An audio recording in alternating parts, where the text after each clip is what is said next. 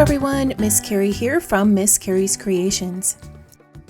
In today's video, I'm going to share a few ways to use pattern papers on your scrapbook layouts and show you how to amp up those three-dimensional flowers with thread and paint.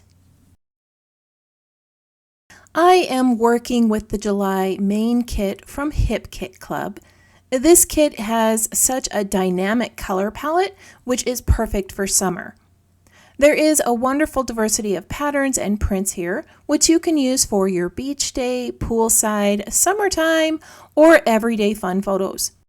Included in this kit is a laser cut overlay, some puffy alphabet stickers, puffy shapes and titles, laser cut acrylic shapes, layered dimensional stickers, and some cardstock ephemera.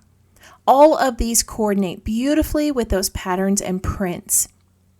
As I create today's layout, I'll bring in a few additional supplies.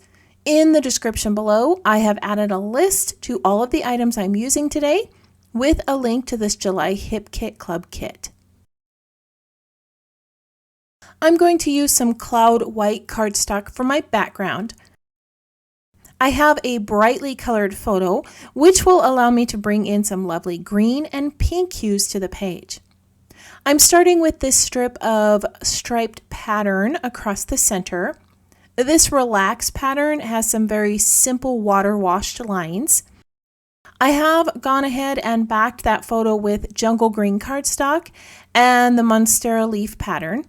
My niece has this awesome green and black shirt, so I want to make sure that those colors are used most on my page. A question was recently asked in the HipKit Club group regarding the prevention of warping when you incorporate mixed media onto a layout.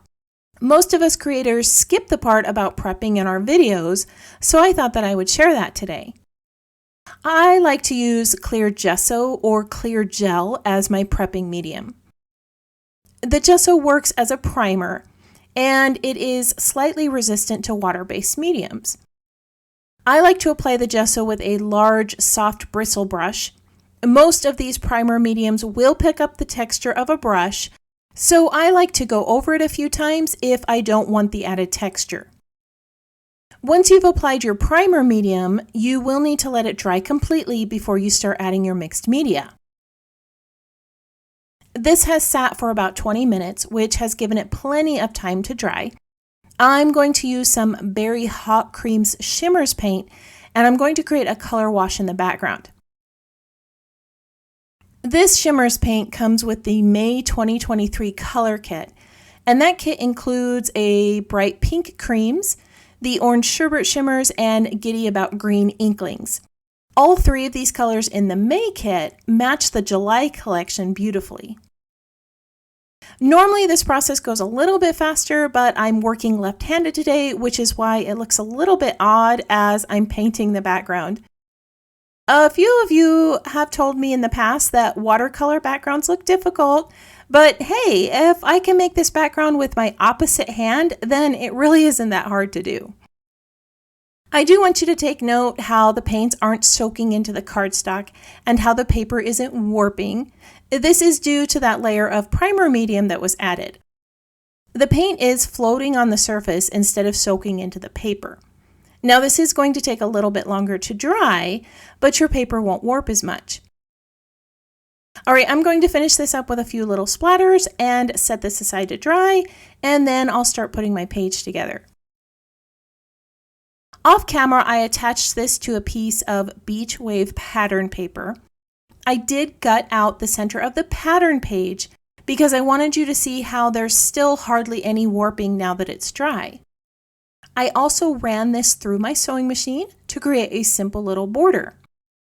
I'm going to lay that striped pattern on the center of the page in between those two lines of paint.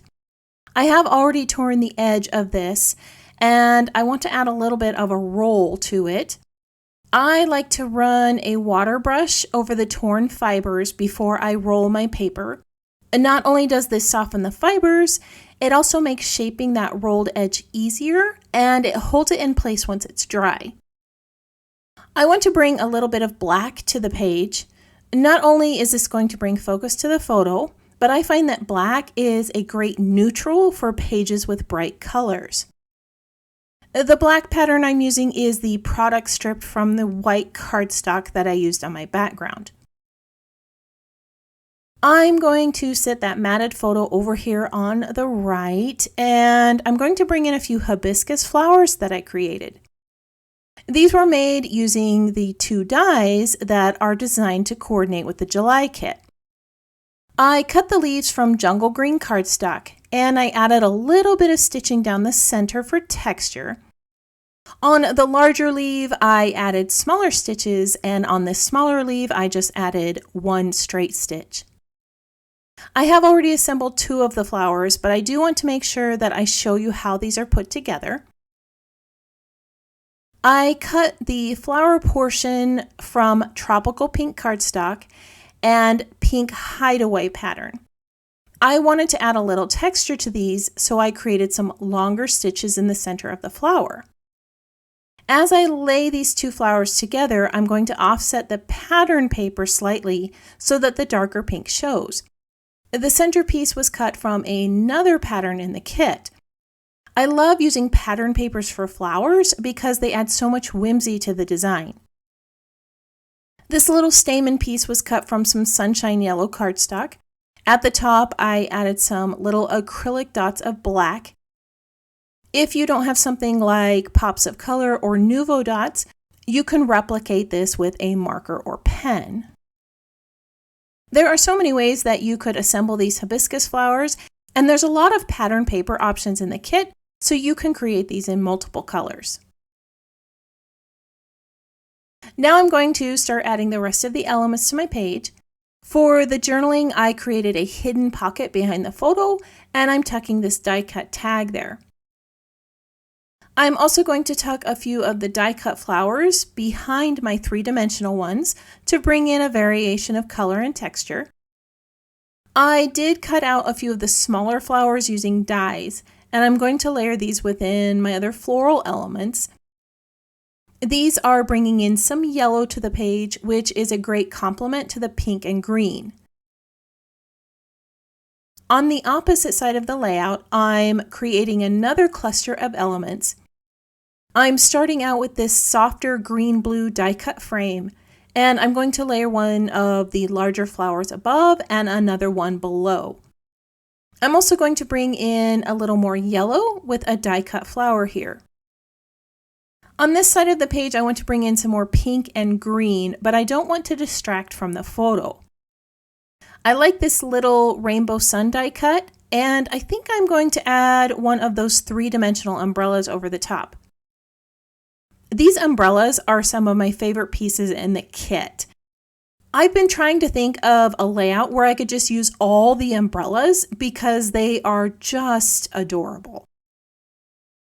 As you can see, it's taking me a minute here to decide which one I want to use, but I ended up deciding on a lighter pink striped one that I'm just going to set over the frame.